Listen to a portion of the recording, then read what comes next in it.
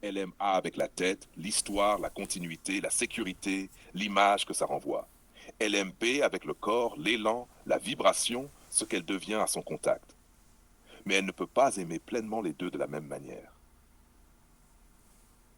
Ce que signifie aimer A avec A. Elle est attachée, elle est reconnaissante, elle se sent légitime, elle peut expliquer pourquoi elle est là. C'est un amour construit, souvent réel, parfois sincère, mais maintenu par la raison. Elle aime ce que la relation représente autant que la personne.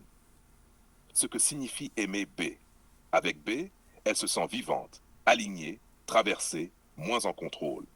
Ce n'est pas toujours confortable, ni stable, ni raisonnable, mais c'est un amour ressenti, pas argumenté.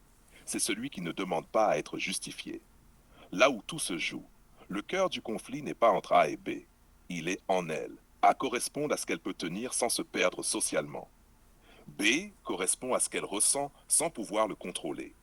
Et c'est pour ça qu'elle peut rester avec A longtemps, mais penser à B en silence, ou comparer sans le vouloir, ou sentir un manque sans savoir le nommer. La vérité que peu acceptent, open quote, une femme peut aimer A sans s'abandonner et aimer B sans s'engager, close quote. Mais elle ne peut pas ignorer éternellement celui qui l'aligne.